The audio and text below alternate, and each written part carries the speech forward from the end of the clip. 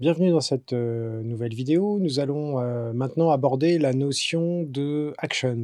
Actions, c'est une nouvelle fonctionnalité qui est arrivée dans cette version 2.0 qui vous permet de créer des macros dans la console. C'est-à-dire que en appuyant sur un seul bouton, vous allez pouvoir déclencher une multitude de fonctionnalités.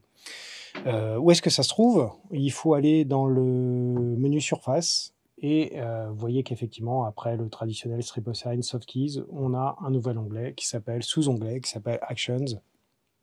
Et donc, l'idée, c'est qu'on va créer une nouvelle action, donc Add New, tout simplement. Je vais lui donner un nom. Et puis, je vais pouvoir, dans cette action, donc rassembler une multitude de gestes, en fait. Donc, je vais comme ça, Add New, créer un nouveau geste, et vous voyez que les gestes, je vais pouvoir les choisir dans les différentes catégories, quel type de geste je veux créer dans ma console. Alors ça va être faire des mutes, des démutes sur n'importe quelle tranche, ou n'importe quel bus. Ça va être des assignations, donc assigner une ou plusieurs tranches dans un bus. Ça va être la possibilité de réaffecter des banques de fader, parce qu'on a effectivement, petite parenthèse, une nouvelle fonctionnalité qui nous permet, lorsqu'on est justement dans le triple sign, vous voyez qu'il y a un nouveau bouton ici, librairie, qui est apparu, qui nous permet effectivement de sauvegarder les librairies banque par banque en fait, de la console. Et donc, j'aurai la possibilité également de les gérer via mes macros. Main level va me permettre de fixer, vous voyez, une valeur en dB pour un ou plusieurs faders, donc de manière très précise. Quand j'appuierai sur mon bouton, pof, mon fader il ira se caler sur une valeur prédéfinie. Send levels, les niveaux d'envoi dans les bus. Processing, qui va me permettre en fait d'activer ou de désactiver un ou plusieurs processing sur l'ensemble de mes tranches. J'ai mes 128 tranches qui apparaissent ici. Et puis l'ensemble de mes processing, ça va des filtres coupe-bas, des préamps jusqu'à l'égalisation, mais également les inserts. Les possibilités de commuter des entrées, les possibilités de gérer mes talkbacks, mes groupes de talkback, de générer des messages MIDI, de commuter ensuite les entrées sur les bus, etc. Et puis la possibilité de bypasser en fait les effets Ultra FX de ma nouvelle carte Rack Ultra FX dont nous allons parler un petit peu plus tard. Donc, je peux enchaîner, vous voyez, lorsque je crée une action, tous ces contrôles, en fait, je peux agir sur l'ensemble de ces contrôles dans la chronologie que je souhaite.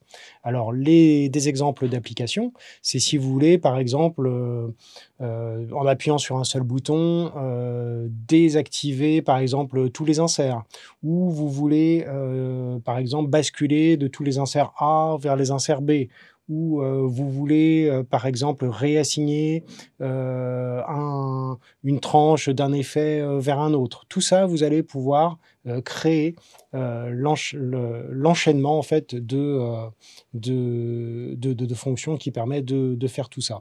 Alors, comme à guise d'exemple, je vous propose en fait de faire par exemple ce qu'on utilise, la bascule qu'on utilise dans un concert lorsque vous avez par exemple un effet qui est sur la voix du chanteur et puis un processing particulier comme l'expander par exemple qui est sur le chanteur.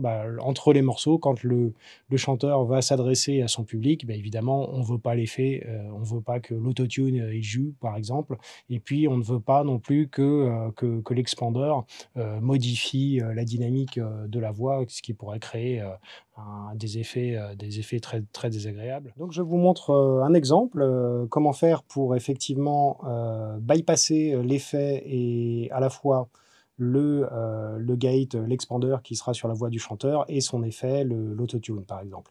Donc je vais dans mon menu Actions, donc Surface, Control, Actions, Add New, je crée une nouvelle action, je lui donne un nom, et ensuite je vais éditer son contenu.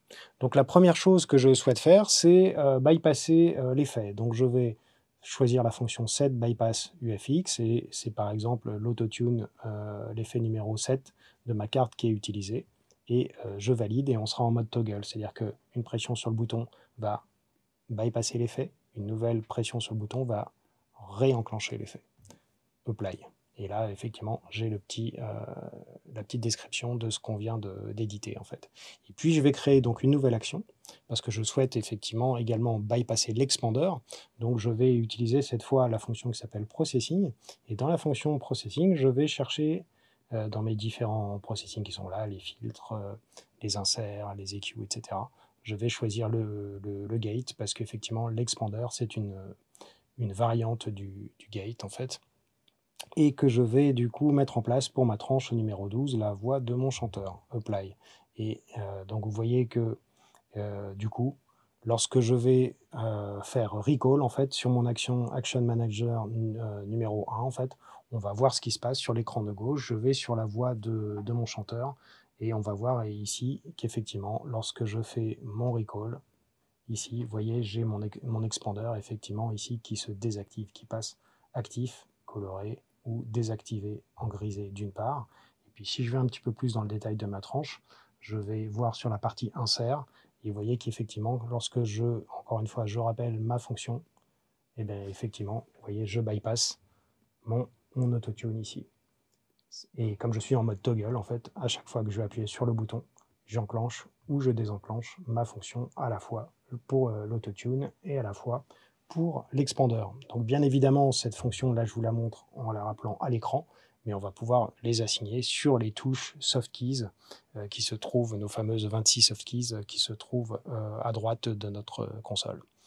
Voilà pour la partie action. Donc vous voyez, c'est très très puissant. Ça permet de faire vraiment du sur-mesure pour toutes les applications un petit peu pointues de la console.